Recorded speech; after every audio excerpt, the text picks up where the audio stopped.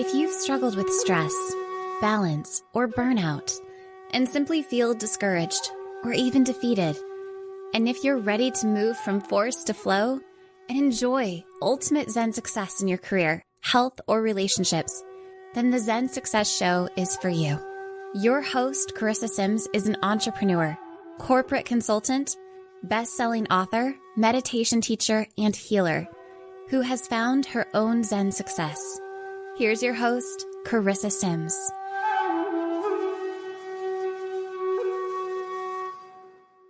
Welcome to this week's episode of Zen Success. Today, I have the pleasure of speaking with Dr. Anita Sanchez. Dr. Anita Sanchez has spent 4 decades sharing indigenous wisdom with executives and their teams all over the world. Now she has written a best-selling book calling upon all of humanity to remember how to work and live together. Welcome, Anita. Thank you. I'm delighted to be here. Yes, and I love your shirt today, the embroidery. Yes, I'm wearing my mother's ceremonial dress, and she passed in to the other side of the camp in 2008 was the election year, but she's with me all the time. But today, since we were celebrating Indigenous Peoples Day, that happened on Monday, but actually for many of us, every day is Indigenous Peoples Day. It's actually for all the beings day, right? But especially at this time. So I thank you for noticing this, because when I wear this, which I don't often except in ceremony, I feel I'm asking for the presence of the great mystery of the ancestors to be with us. Oh, amazing. So as you were saying that, did you invoke that, or did you set that intention when you were wearing the dress? Is it just kind of like this energy that you feel, or did you actually invoke that now for this conversation? Okay. It's a both and. It Okay. is a ceremonial dress. So when I do pipe ceremony or in gatherings like this summer, I'm constantly in different ceremonies with other elders. I'll wear this. And it is part because it's been in many ceremonies. But I also invoked it specifically for now. And of course, we need to be prompting all of this now, because amazing, beautiful things are unfolding. And at the same time, horrific things are happening, as we know, with war and, in many arenas, strife and needless suffering that's happening. So it's important to us to hold the whole, but to remember where we're going. So when I wear this dress, in spite of, not with disregard, but knowing that there's something greater, both seen and unseen, that we want to be present. And I want for your audience, or for this beautiful work that you do and contributions to the world. Oh, that's amazing. I think I need one of those dresses. Yes. I know. I was like, ooh, I want to have that feeling every day, to hold the space and also invoke new energies and healing for humanity. Well, I just wanted to say I had the pleasure. And the reality is, as you know, Carissa, we can all do. Go ahead. Yeah, no, I want you to finish. And we had a pause there. Something happened.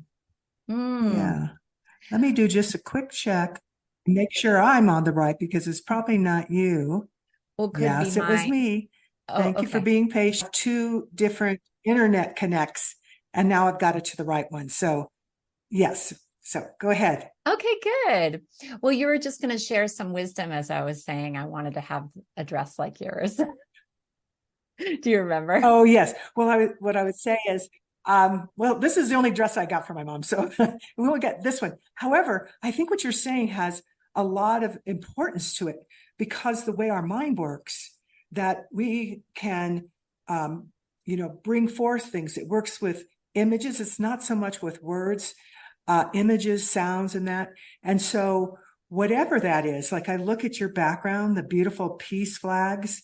I look at at your whole face and the spot there, and then all of these things, all of these are not just things. These are awareness, being conscious of what we're doing. So you don't have to be indigenous. You don't have to have this amazing mother who passed on her ceremonial gown. We can create those for ourselves. And I invite everybody to do that, whatever. And it could be just the sun. It could be a four-legged relative, a pet that you just absolutely adore, that we can use all sorts of things. And it's important to do that. We need those. Oh, yeah. Well, thank you for that reframing, that it can be anything. And it's just what you label it and connect with that, what you associated, like your pet, unconditional love, and staying in that space. So beautiful. Yes. Yes, that's true. And as you're saying that, I'm reminded, I invite people to do this, especially morning people. So it's nothing to feel guilty about. However, I'm a morning person. Oh, good. Me. All right. So for 22 plus years, shortly being 23 years, I get up every morning to greet the sun, no matter where I am. So that's why I say you kind of have to be a morning person, because sometimes that happens in the morning. And sometimes like now it happens like at 7:05. So I'm sort of like, but I'm a morning person. I get up at 5, a little before 5 every day. But I have to go to bed early. But what I do, and so you can use any process, you can use the moon as well when the moon is out. But every morning in my tradition, what I was taught was that the sun is a symbol of life. It literally gives life, just as water and other things do. But the sun does not discriminate. It does not separate. As the earth moves, it gives sun to everywhere that's there. It doesn't say, oh no, you deserve this, and you just no, and you're this, you were here before, and it doesn't do any of that. It's just there. So every morning I go out right before the sun rises, and my four-legged pet Dakota comes with me, and we chant to the 4 directions, giving gratitude to the great mystery. And then we just stand in silence. He's beside me. He's learned to turn, and he stands there. He's 2 years old. He's a COVID puppy who just is used to being with me all the time. And we just receive the seeds of light. So if you wish to do that, don't look directly at the sun, although that early in the morning probably is not going to hurt your eyes, but don't tempt fate. Just receive the seeds that come off, and you will see that. And it changes. It changes to more, it just has different, the amount of seeds, the softness and spread of it. And I just quiet and receive that. And in doing that, what I'm reminded of is that I'm a member in the hoop of life, and I'm receiving without any separation the sun. May I be in service. Maybe I be in connection with everything throughout the day, in that respect, in that knowing that they are a relative, that being.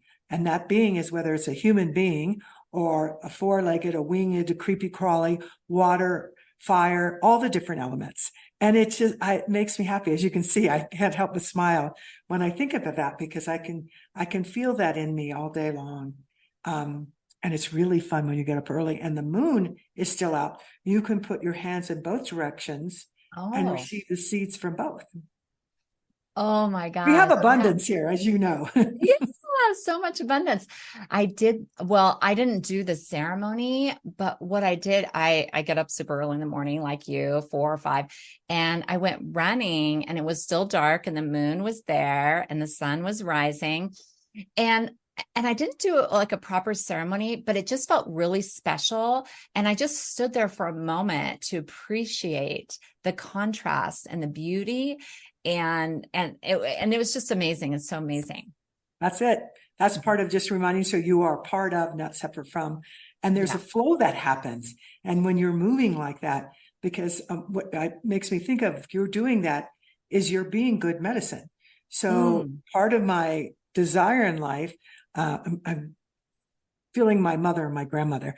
I'm so happy that you're here, mother and grandmother. Thank you for joining us. Yes, they are here. And the teaching always was that in every breath, in every thought, in every action, we can choose to be good medicine or bad medicine. Of course, with all the things that have been going on late, we think of medicine as a pharmacy, and all that stuff Western is fine and good, and we call on that when we need it. But the kind of medicine we're talking about as indigenous people is anyone or anything that puts in alignment the spiritual, mental, emotional, and physical.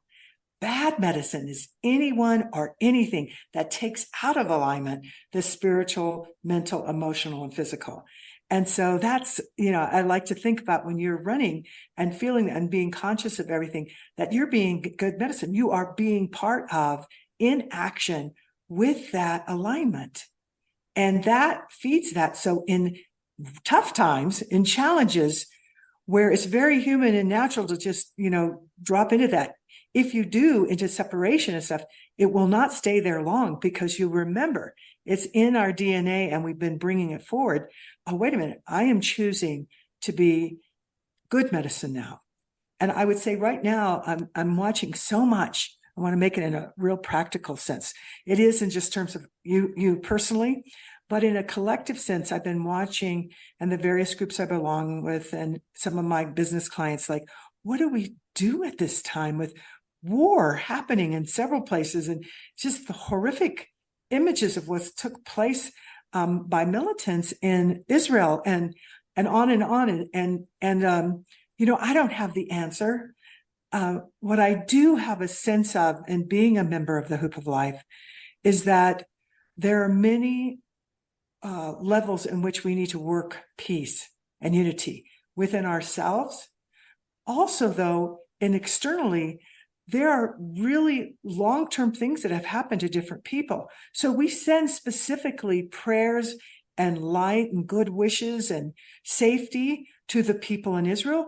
At the same time, we know with the Palestinians, and so we send that safety and light to them, not disregarding the horrific things that have happened over thousands of years to the Jewish people, but also to understand that this peace and unity we want for everyone and everything. And then we get into the action that makes sense for us in terms of being that good medicine. And for some, that means being in prayer and sending blessings, others sending money, all different kinds of things that people do. Sending to your politicians, asking for at the business place, starting to collect funds, to be able to help with various things. Seeing also in the Middle East right now, in Israel, people giving blood, and they're not all Israelis, and they're doing that. So it's a way to acknowledge that we are connected. And so what we want ultimately is good medicine for all of us. That is a thriving world for the earth and all the beings on it. So that may be a little bit more than I had originally intended to say, but it feels so important at this time, because it doesn't matter what you're focused on, work, home, family, your own self-growth and development, or the things that are happening around the world that we're also connected to. That's a process that I go through all the time. Is, Anita, in this moment, in this breath, in this thought, in this deed, am I choosing to be good medicine, or am I choosing to be bad medicine? And if I'm operating out of bad medicine, then pause to make a conscious choice that's not just triggered and reactive, but is in response to being a member of the Hoop of Life. Wow. That was beautiful. I felt like that was an inspirational talk that I needed to hear. And you said the hook of life. Is that what you're saying? The Hoop of Life. The Hoop of Life. The Hoop of Life. So growing up, my uncle in Osage, I'm not Osage, but my grandmother's cousin was married to Osage. So we used to go to Osage, Kansas, when I was growing up in the summer. And he would always teach us about the people. He'd put his hand in a big flat circle, not like this, but in this flat. And he would teach us that, the Hoop of Life are people, the earth, and spirit. And all of us are one. No one's higher, no one's lower. That's our creation story. We're all connected. And so to be a whole human being is to live in harmony and balance with yourself, other people, other two-leggeds, all the other beings, Mother Earth, and then spirit. And if we hurt anyone, we hurt all. If we love and care for anyone, we are love and caring for all. So that way we don't have to be overwhelmed. However, we are meant to be in joy and responsible action, being a member, just by being here, being a member of the Hoop of Life. Oh, wonderful. Thank you for clarifying that. And that's so beautiful. And also for ourselves, I Absolutely. mean, we are a part of that as we treat someone. It's like hurting a part of us, which is a little bit profound and big to think about, but it's that like common thread and connection that we all have. And then we may not realize that. And this whole thing that you brought up about Israel was coming to me this morning. I don't normally watch the news, but I did see, as I was at the gym, Israel call to action. And I thought, like what you were saying, what is my call to action? And you're giving all these like incredible ways, because I think it's important to, like you said, to be in action and be in your heart, because there's so much fear and anger that I feel like also a part of my role is to inspire people to be compassionate and send love to neutralize this energy so that we can not be in conflict with ourselves and also see it manifest in the world.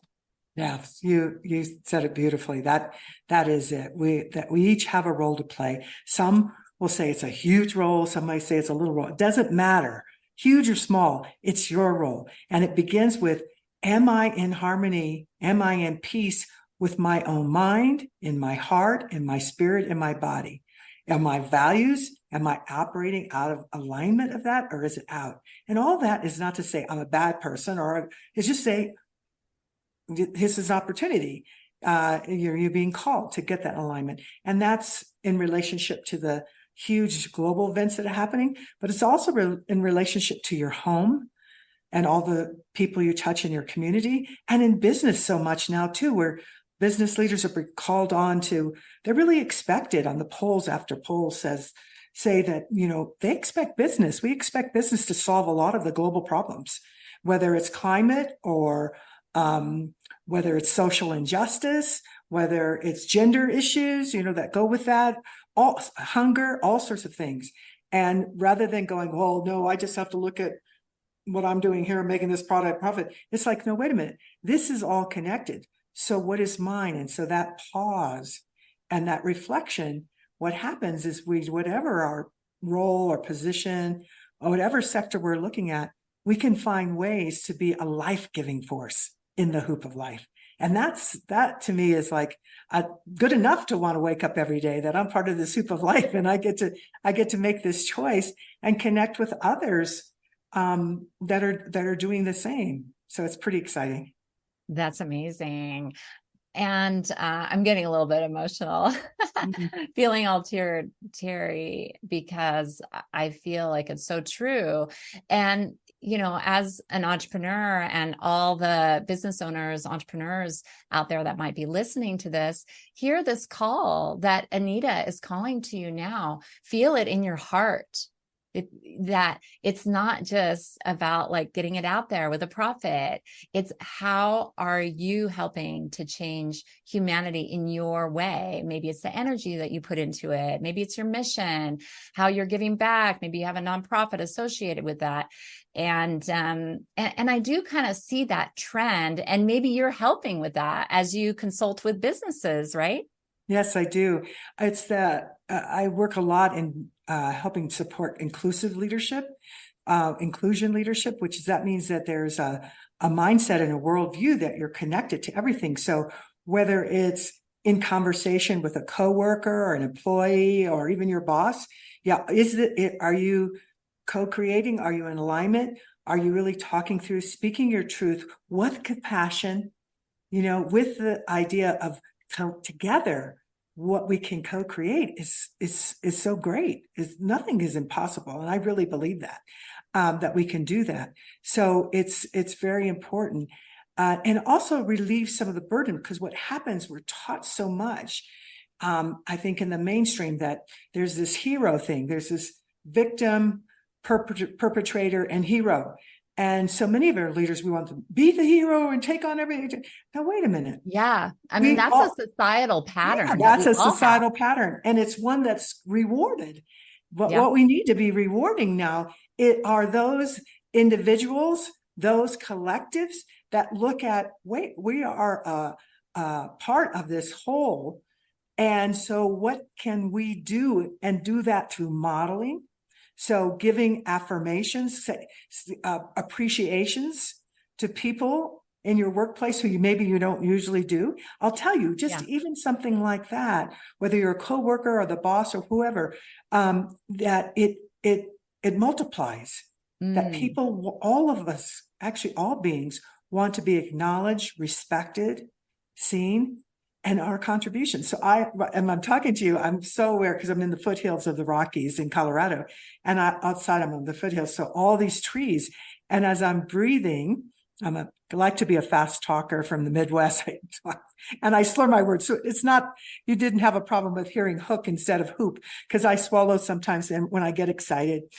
But I'm thinking about these trees, and like, I'm breathing gratitude to all of you, the plant relatives, who take my carbon that I'm putting out, transform it into oxygen, and we have a relationship. And literally that intimate of a relationship we have with everything. It's just that we don't put it up in our consciousness. And there again, why, I have things all over this, wherever I am, and what I carry with me and what I wear is always something to remind me at some level, like, remember, you're a part of. Don't fall into the illusion of separateness. So even if who's listening, if you're an entrepreneur, you might say, oh, well, this, I'm just starting out, or I'm just this little thing, or I do this. It all matters. You're here for a reason. And so the more that you come and listen to Carissa's, podcast, and get inspired by her and others, and the other things that you do, and read, and listening to a child, listening to the birds, all of this you can do with a consciousness that is actually building your strength and resilience too. So when met with challenges, again, you can be there in a proactive, get good medicine way, rather than triggered and reactive. And even if you do that, you can forgive yourself pretty quickly, so that you can use your energy for what we want to create. So I'm saying that because I don't do it all the time. I practice. But what I do know after all these practices is that when I fall into being human and the getting caught in the downward spiral, I go, oh, I know this. And I'm not denying the tough things that are happening. Well, let me rise through that with compassion. And what is mine to do now? It can be also bringing that along. So that's how I do a lot of inclusion leadership inside of corporations and organizations, to help bring that in a collective way, so that people know individually and collectively we can do so much. Oh, that's amazing. And I found myself a little bit distracted because I'm like, oh my God, where is she? Where do you live? Where are you connected? Yeah, I'm in Colorado, in Boulder, Colorado. So I'm right You're in Boulder. Yes. Which Oh my God. Okay. I'm like 20 minutes away from you right now. You are? I live in Lafayette. Oh my gosh. We'll have to have tea sometime. Yes, please. Let's do. I can't believe we didn't realize that. No, I didn't. All our other groups that we're part of and been part of conversations, as you've, well, the last thing we had together, weren't you moderating? I was interviewing you for the Global Oneness Summit, and, with Dr. Sue Morter and Marcy Scheimoff, a wonderful group of powerful women. And Deborah Poneman. Yeah, it's just amazing. Deborah Poneman. Yeah. And I really felt your calming, clear energy. And I just never asked you where you live. Yeah. Well, good. So we share, you probably can look out then and you can see the foothills. I was like, oh, that's familiar. Very familiar. Yeah. Good. So now that's wonderful. Yeah. And do you get together with Steve and the group for Humanity's Team sometimes? Yeah. Steve and I have been together. Let's see, I guess a couple of months ago, I said yes to being on their advisory team. And so wonderful. He calls on me when he just wants some advice, and then it sort of opens it up. If my calendar is open, then I do whatever I can, because I particularly like the mission. It's for everyone, but in particular in being a leader of your life, but a leader in business. I mean, he's done all that and he continues to be that, but understanding that you don't have to do it through separation. And so much is being called, especially when we think of Mother Earth. You don't have to call her mother, but I do. She's my first mother. And so I try to walk on her softly. But for business people, you're being called through laws, through your own conscience, for wanting a world that's thriving for your children, grandchildren, and other species, children and grandchildren, to do things that are environmentally generative, that aren't, depleting. And so there again, this whole worldview and mindset of the connection will help you do that. And I'm really excited because I see entrepreneurs, small businesses, and definitely some large corporations who are now having seats on their board for indigenous people, so that they can bring that, women, people of color, GLBTQ. And it's not about really wanting to diversify. Everyone, but some are actually putting a seat there that looks empty, but to remind us, wait a minute, did we take into account the earth?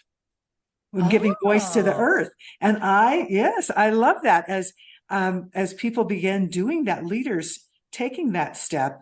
It's so important. So our well-being is important, and well-being isn't separate from profit.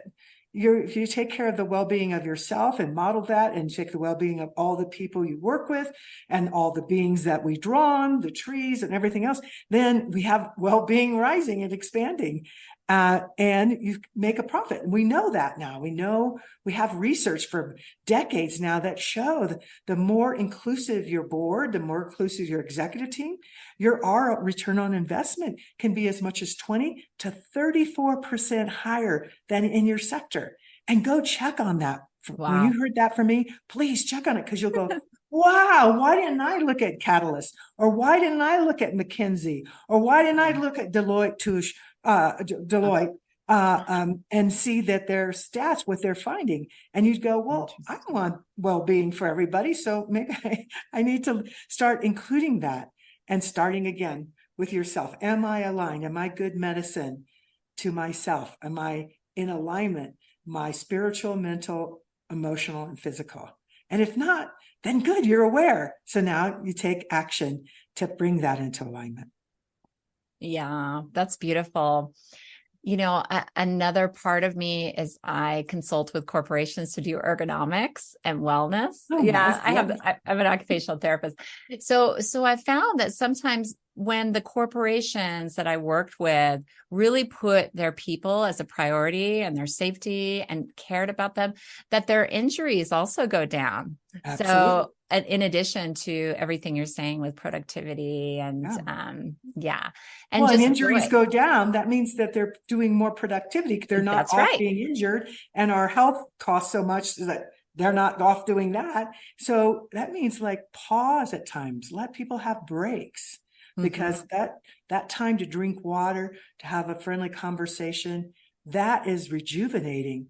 And we'll cut down on what you're doing. But I'm glad you do ergonomics and all the well-being. I do it occasionally. It's just, it's my past. I don't know.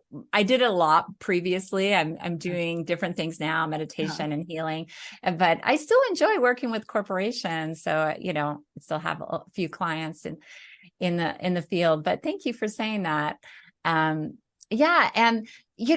We got sidetracked on this whole beautiful conversation and going into corporations and their health, people, planet, profits.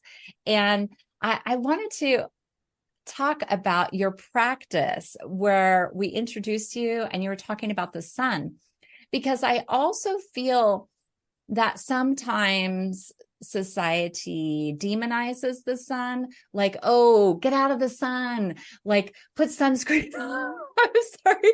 And I felt like I wanted to bring up the contrast of that, because I've heard that there's research to support, if you close your eyes and actually turn towards the sun, that you are training your body. Obviously, there's the connection with the earth and the sun, and modeling the sun, mirroring how the sun is non-discriminatory, but also that there's medical benefits, that it can actually reduce sunburns. Have you heard that? Yes. And you're not talking about being in direct sun at the height, but it does. In And the vitamin morning, D, you're right. yes, in the Right. morning, and vitamin D or late in the day, you're Mhm. getting all of that.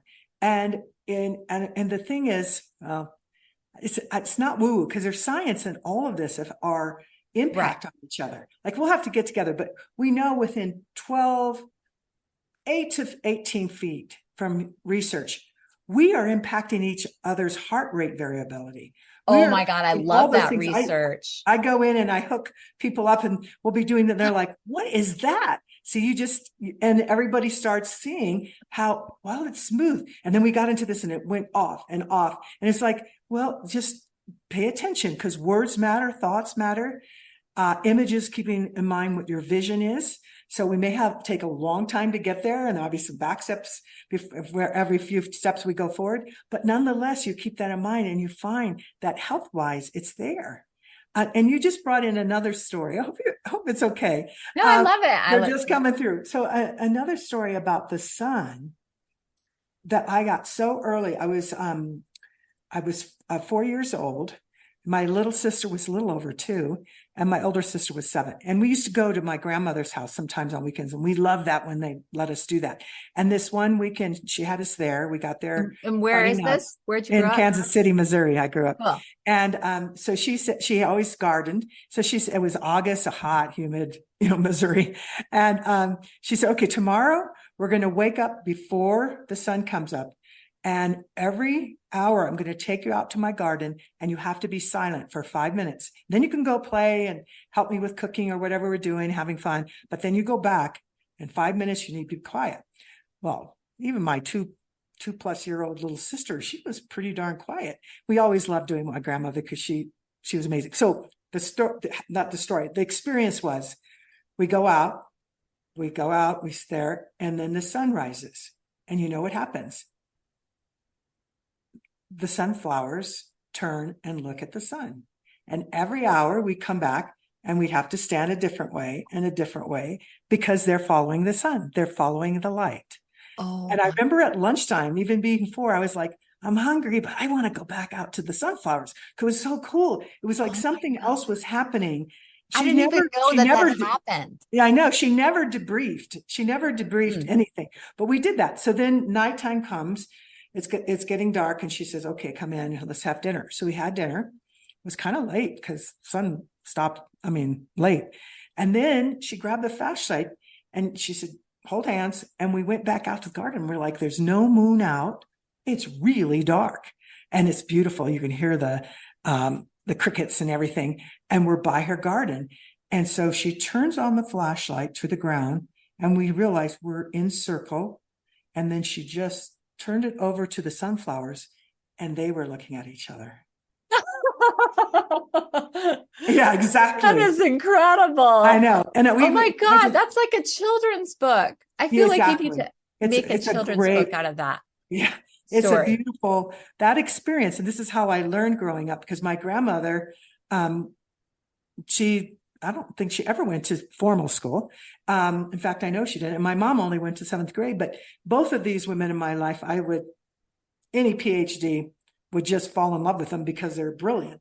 But they're brilliant. And, there's all sorts of types of intelligence and understanding our relationship, understanding who we are and what we are. Those big questions that people go and study forever. I just felt like they just got it. They knew and they could transmit it. So we never debriefed it. And till this day, that story, I tell it a lot of places, but when you were talking about the sun, that's it. So one of the learnings about it is that they turned to each other. We were standing in a circle. And I remember in the darkest darkness, when you can't see the sun, that's not the literal, but we can't see the light, turn to each other because we're light. There is a call for the collective to remember we're not solo. We do nothing alone. We get lonely. That's a human condition. But we are so supported in breathing and everything else. So turn to each other and be that light. I love my grandmother. She's amazing. My grandmother, my abuela, Medina. Beautiful. Is she here now? Does she want to share? She left in the 60s, but she kept kept the ceremonies going as best she could in teaching us. She spoke very little English and mostly Spanish, but she would do different ceremonies and show us how plant medicine, cooking with using canela, and different things for when our stomachs hurt, and getting rid of cuts and without using, pharmaceutical things. She was a curandera when she was in Mexico. She comes from a line of that. So, but just the wisdom and sometimes that's just, I'll be in corporate with all my certificates and my PhD. And I don't mean to belittle them. They're really important. And what comes through often is the weaving of indigenous wisdom, because people get that. They understand it, even intuitively, because we're part of this. We're part of this amazing place. And maybe you're helping them remember. Mm-hmm. Maybe they have it in their cells from their ancestors, and you're awakening that within them. I do believe that. It's a remembering. I just don't, it doesn't make sense to me. I have found people who are problematic, but when I find that, I usually look at what is that problem rest in me, but it's also in them. And I can either help them to modify that, if not get rid of it, or wish them well on their way, because they have their journey. But it's really important that we don't dismiss each other, because we are human, and yet we have to keep going on our journey and spreading that light. And so that's why at this point, I just feel it's just so incredibly important. And I have to tell you, there's a couple of things that have come up in this year. You'll need to let me know about time. We doing okay? I'll help. Yeah, I'll guide us. Well, there's two really good things it's big things that happen for me. So I want people to know that when I talk, sometimes when people think, when you're talking about inclusion, somehow in people's mind, because the individuality has been taught so strongly, they think, well, I'm going to lose out. I'm going to lose out. What about my dreams? And I didn't realize that. Yeah, they do. People they connect have that lack, because, that fear comes up. Yeah, that fear. It's fear of me is in we. I is not in we. So it's there. But I wanted to tell about a dream, because I believe in dreams. I was raised just dreams. I knew by age 3 and 4, I was already having a dream that I knew whatever I did when I grew up, it was going to connect hearts all over the world. And lo and behold, this very economically poor girl in a Black neighborhood growing up ended up going right through a PhD. And by my early 20s, I'm in Singapore, and I'm working with people all over the world, consulting and training and stuff. But you've been doing it a long time. A very long, 47 years. So one of my dreams from, it must have been 12 or 15 years ago, there was a picture in the New York Times or something, and it talked about this place. Sir Richard Branson on his private island built this elders council, and he would bring President Mandela, Bishop Tutu, Kofi Annan, and women. He would bring the elders, and they would sit there in circle, and then business leaders, government leaders, and him, they would sit on the outside, and for days the inner circle would be in silence and then talk. And I said to my husband, who's also a partner in my business, that, one day I would love to be there. I want to be in that energy. Well, in March, I got a text saying an invitation to come to this place called Necker Island. I was like, what is that? And then my husband looks at me and goes, that's Sir Richard Branson's island. And I went, oh, and they want me to go when I'm supposed to be doing a little bit something with my son. So I can't go the whole time. I'll go part of the time. He goes, Anita, I think this is something you should say no. So I went, and it was a good thing I went. I had a beautiful experience and everything. But my first morning, I spoke 2 mornings. The first morning, they take me into this open place, and there's beautiful big couches, and it's just wonderful. And there are about 30 business leaders there. And I go to the front, and I look, and I'm about to speak, and I can't. And there was something, I was felt being held behind me and all around me. And I turned, and there was pictures of President Mandela and Bishop Tutu and Kofi Annan and on. This is the place where they spoke. This was the Elder Council. I forgot about wanting that. So what I want to say to you too, in this time, whether you're an entrepreneur or leader of your life or a mother or father, whatever you do and be, it's important to dream, because sometimes those dreams, we forget them and then they come back forward, up, like mine did. Sometimes we dream dreams and then we realize we need to dream new dreams, but you just don't know. But the dreaming is so important. Michael Beckwith, a colleague of mine, has always said, pain pushes till vision pulls. Well, clearly entrepreneurs, they have a vision. Clearly businessly, clearly mothers and fathers, there's a vision for this life they bring, on and on and on. And so that's really important. So I just wanted to share that story because there's lots to share about it, but it was absolutely beautiful. And I'm so grateful that it allowed this dream to come forward and to get filled with that energy. So that was really great. And then the other thing I wanted to share is this summer, I was doing ceremony for a young group of leaders, everything from hard science and education to the arts and entertainment. It's called Walking Softer Foundation. And they fund 12 young people between 20 and 38 every year. They're young. They just started the second year of this foundation. And they support them in what they're doing. And they significant funding. You can look them up if you want, but it's very helpful and help them with mentors and do all this thing to get them going further. And when I went, I had seen much information or the young people that were awarded it. And when I went, I looked, I went, oh my gosh, this is an inclusion leader, because they were diverse in every way you can imagine, from look to gender, on the gender spectrum, all different ways. And all the different sectors they were in. And it was powerful to see those sectors not separated. So academia is talking to entrepreneurs, talking to people in education who are doing, and it was just beautiful. So I want to say, this coming together, this is part of this time. Indigenous people from all over the world, we're bringing together our medicine and meeting with Zoom, and makes it a little easier. However, this is happening across all different sectors and in business as well. So please dream, dream, dream, and share those dreams. Once you put something out, whether it's just a thought, but clearly with words, you can't take it back.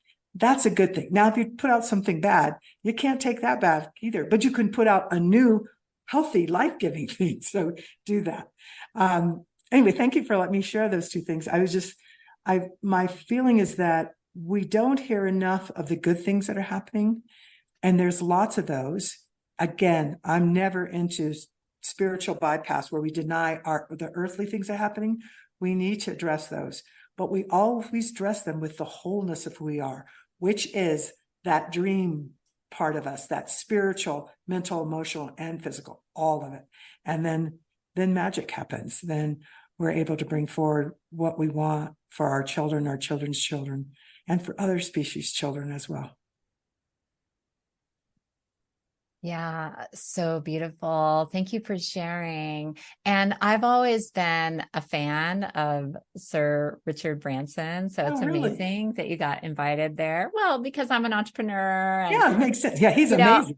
and I just feel like the creative energy that he's put out and everything. And so I had a dream to meet him.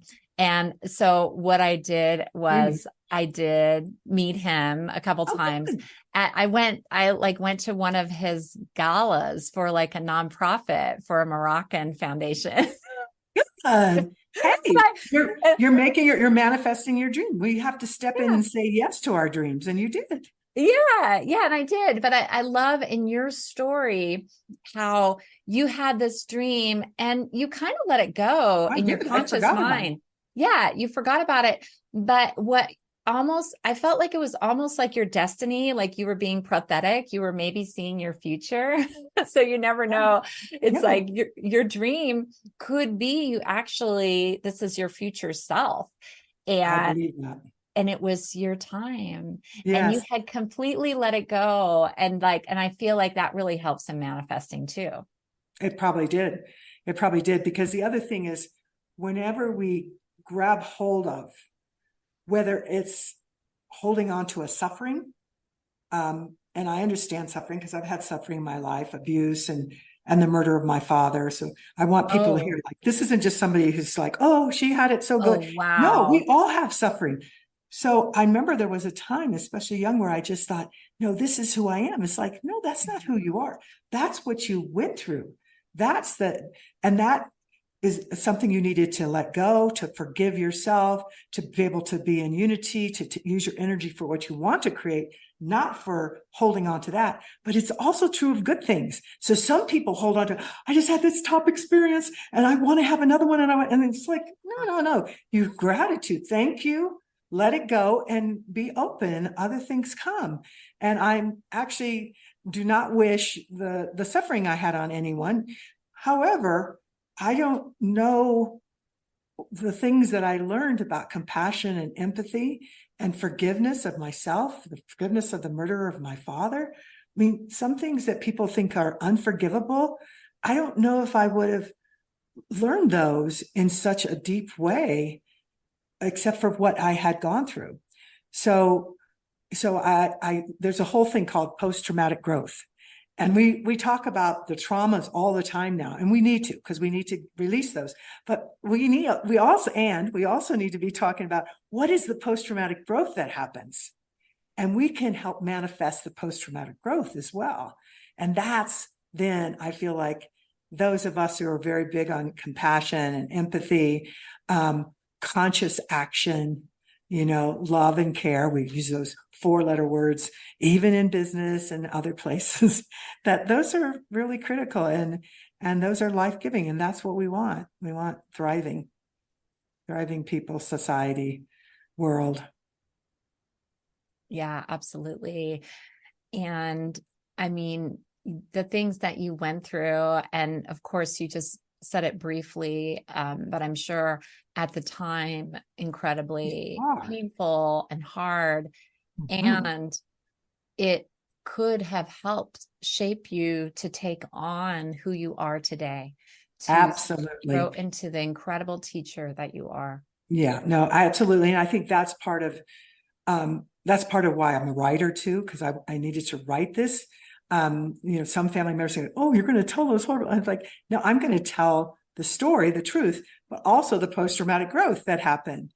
And, if we don't do the healing and stuff, I'll just use like the murder of my father. He was mistaken in the 60s as a black man. He was very dark complected. And a black man and a white man were having a fight at a corner bar around from our house. And my father was an alcoholic, and after work every day, he would go have a beer before he came home. He went there. The white man returned and just saw the profile and shot 2 bullets through his head and killed him on the spot. I was 13. My brothers and sisters were from age 9 to 18. And so that was a profound change. But something happened to me then, even though my mother said, a white man murdered your father, not the white race. There are systemic things. She showed us in the newspaper how they showed my father all bloody. And she goes, no, they'd never show a white person like this in Kansas City, but for us, they would. She was making you aware of how they try to divide us. Yes. In the newspaper. But then what I realized later was I'm doing inclusion leadership, and I'm out and I really believe in it. And I'm doing that, but I start hearing circles, because I put people in circles, white people, and they share their dreams. They share what they've been taught. And I was hearing them, and I do the same thing with people of color, but I was hearing white people say that some of their parents did teach them that they were better than people who look like me or black people and stuff. Yeah. But they love their parents, but they're not following that. They're doing something different. And a year, that's scary to talk about, in this world, to say, like, it is, but what as a white person, we were taught that we were better. Yes, but see, when we are willing to be vulnerable, yes, I'm not talking about where you're going to get abused by somebody, but willing to speak your truth. And we set up the system so that they could be safe in saying what they had to say and be heard. What I realized is I started dreaming this whole thing of what happened to my father and the wife and the son who came visit us the week after. And the mother came because she said he would never have killed, her husband would never have killed my father if he knew he was Mexican and Indian. He thought he was black. And you know how black people are, and they're terrible. And she started saying all this stuff. Oh my God. Mom told her to get off the porch. She would pray for her, but she needed to go away. But what happened to me, because I was there, I took that in an unconscious belief. So even though I'm trying to build inclusion leadership, there was a part of me that thought, oh, be careful, because white people, they could murder you. White people could. Yes. And here's what happened. The dream came, and I could see everything but the white boy's face, because she was there with her son, who was somewhere mine.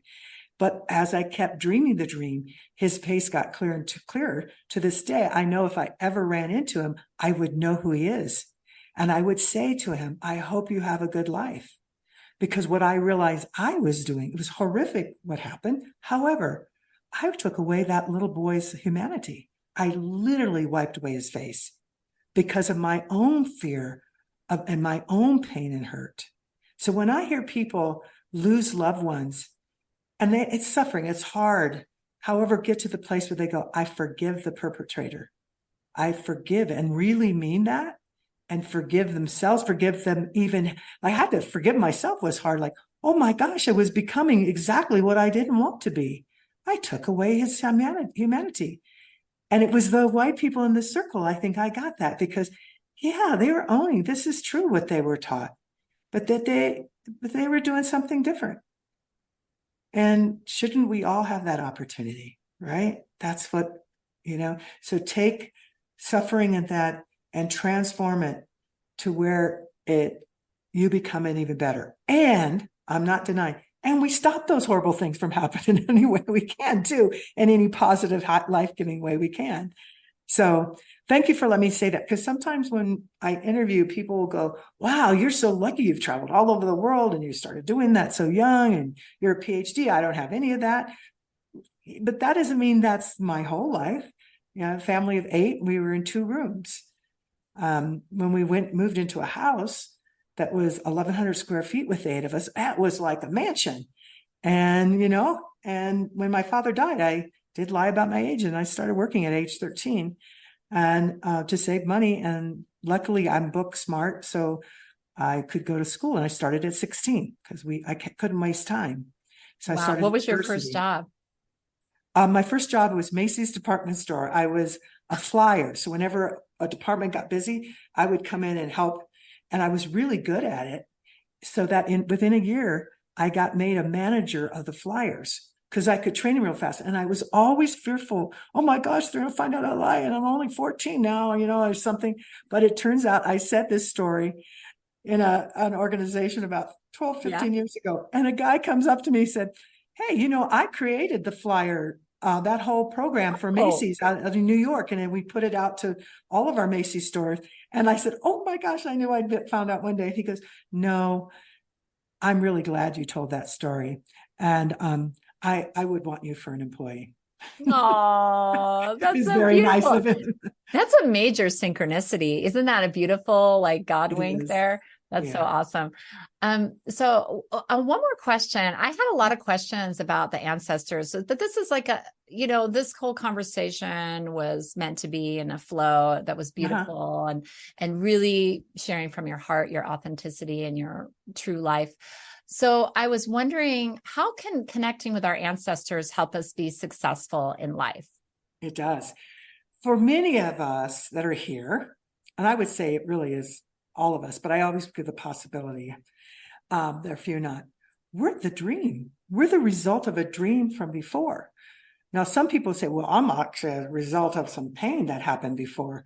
Okay, but even in that life-seeking life, you're here. So even if you don't, so now I'm speaking to white people, because for many of us indigenous people, not all, but many of us, we kept it with our lineage.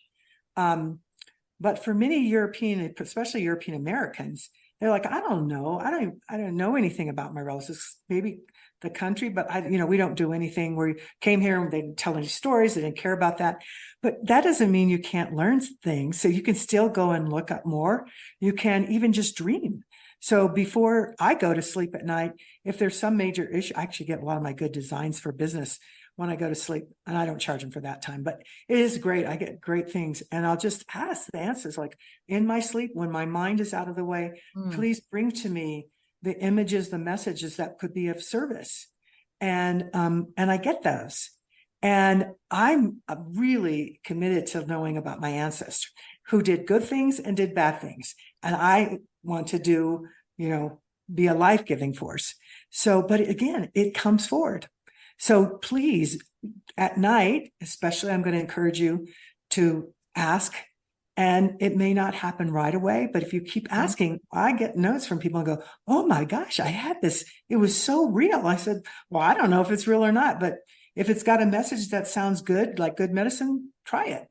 And sure enough, the ancestors are there supporting us. They always are. And then you don't ever know.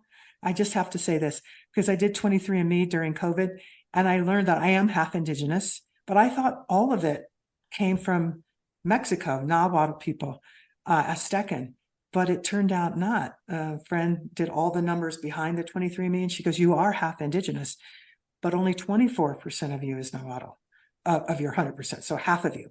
I said, where's the other? They said, well, there's a desert tribe. We can't find the DNA, but it's a desert tribe you're part of. She goes, but sit down. 17% of you is from the Amazon. And I said, oh my gosh. She goes, yes, Anita. And you've been going there because you share stories. You go to the Amazon, you take business people there once a year since 2007. And you felt at home in this very different place in the middle of the sacred headwaters of the Amazon in Ecuador. And it turns out that's part of my ancestors. And I have to just believe, isn't it curious that I've been doing that for some years now, taking people there. And I'll go again next year in May. And so dream away, ask for help. We're meant to ask, and you will get some answers. They will respond. Wonderful advice. It's been such a pleasure connecting with you, hearing your story. And Dr. Anita Sanchez's book is called The 4 Sacred Gifts. I highly recommend that you buy her book. So I'll put her website and how to reach out to her in the show notes. And maybe your Amazon trip will be available to people. I don't know. I'm sure it'll sell out. But thanks for joining me on the Zen Success Show, Dr. Sanchez. And thank you. And thank you all who are watching and listening. Wishing you well. Peace, all my precious relations.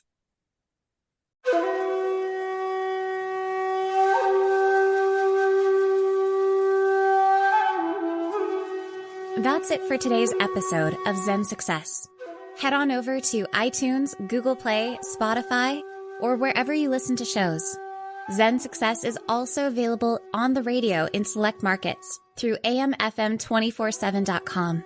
Subscribe to the show and share with friends. Be sure to head on over to zensuccessshow.com to help you on your Zen success journey. And join us on the next episode. May you find your own Zen success in life.